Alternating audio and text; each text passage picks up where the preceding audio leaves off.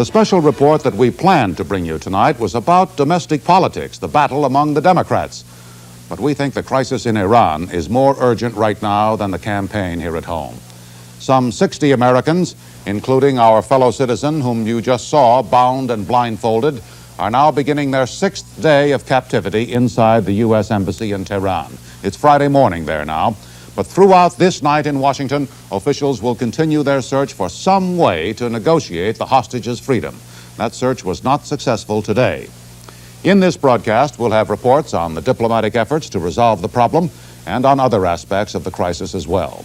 But we begin now with an on-the-scene account by the one American television correspondent who has been there since the beginning, the seizure of the embassy last Sunday, and who, with his crew, has provided us with outstanding coverage all this week. Here is Bob Dyke in Tehran. This picture tells it all. This flag was apparently taken from someone's office inside the United States Embassy. It was burned Tuesday evening outside the embassy's gates. To the Iranian demonstrators who set fire to it, this was a symbol of victory. 2 days earlier, several hundred young people, mainly students at Tehran University, had taken over the embassy. We are not occupiers, they said. We have thrown out the occupiers. But instead of chasing all the Americans out of the compound, the Iranians imprisoned them in a building somewhere on these grounds. They have been hostages ever since.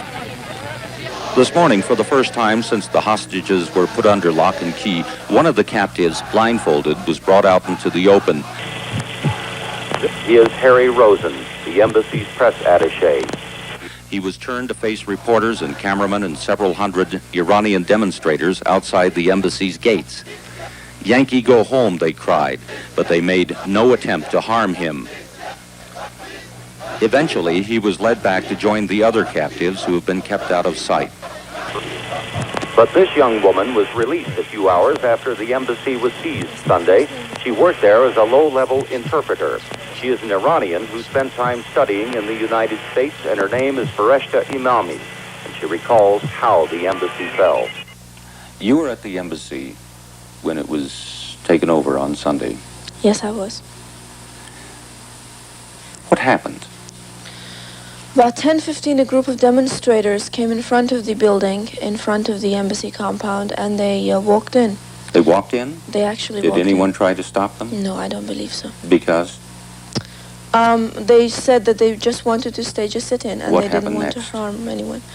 They came in front of the chancellery. We saw them through the window. They had a banner saying, "We don't want to harm anyone, we just want to stage a sit-in." How did the people at the embassy react to that, the guards? We were taken on the second floor, maximum security floor, and we were given tear gas masks, and we were told to stay calm. What happened after that? A couple of hours went by and we heard a siren. When I asked one of the Marines what had happened, they said that they had stormed the building. They, meaning the students? The students, yes. They What came happened? inside the building. What happened after that? Well, they came behind the door where we were held, and they said, if you all get out, and if you don't resist, we will not harm anyone, and we just want to stage a sit-in, and we just want to ask a couple of questions. So they came in, the Marines opened the door, and they came in, and they took all of us, blindfolded us, tied our hands behind our backs, and they took us. Did any of you try to resist?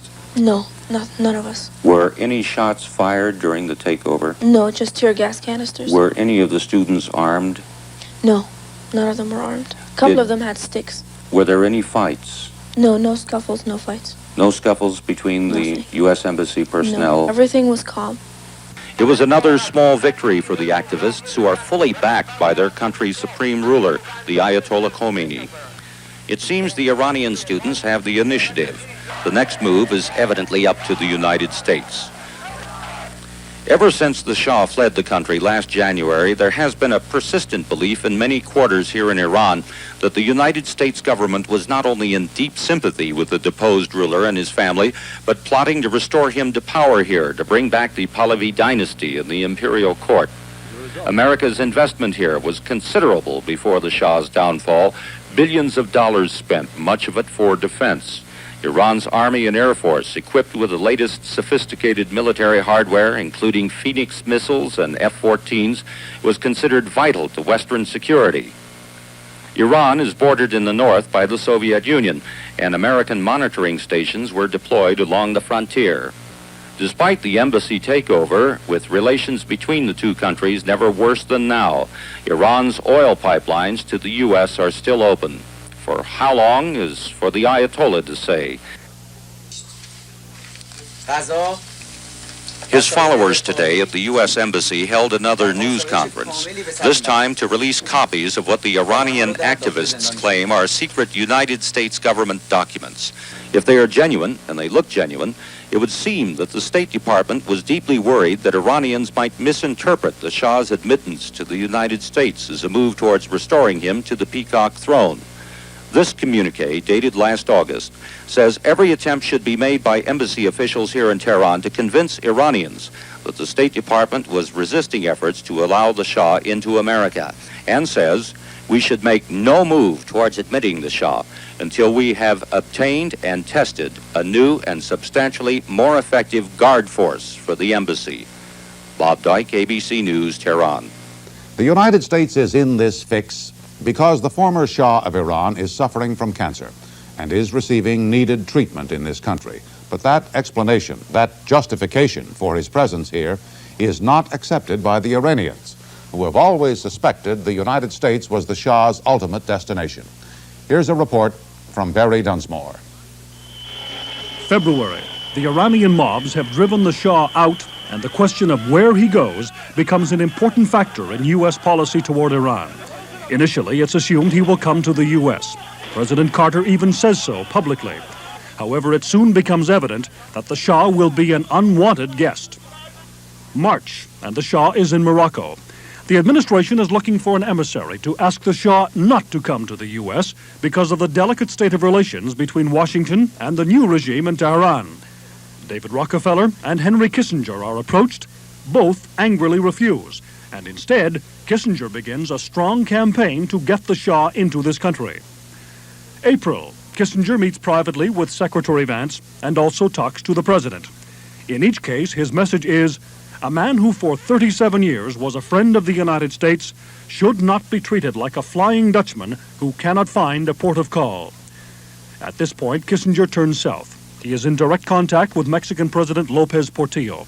Without too much persuasion, the Mexicans agree to give the Shah a visa. July, Richard Nixon joins the campaign to admit the Shah. He visits him in Mexico and makes the point that this is no way to treat our friends. September, and the administration is still holding firm. Vance makes the point stronger than he's ever made it. Admitting the Shah may seem right, but I do not think it would be in our national interest to do so. He adds, we have had to take into account the possible dangers to American people. He clearly has the embassy compound in mind.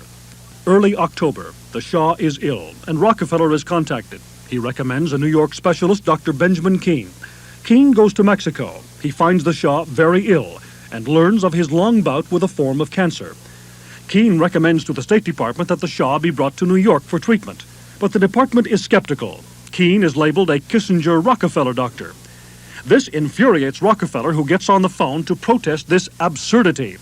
Finally, State Department doctors review Keene's examination and agree the Shah is very ill. Late October, top officials contemplate the next step. The State Department's number 3, David Newsom, who was the top man on Iran, argues that admitting the Shah, even under these circumstances, could be dangerous. However, the president decides the Shah should be let in. October 22nd, the Shah is admitted to New York Hospital, but not before the government of Iran is told that the decision to admit him is purely humanitarian and not political. The U.S. agrees to send the Ayatollah medical reports, but not to let his doctors examine the Shah. Now, with more than 60 lives at stake, there is a residue of bitterness.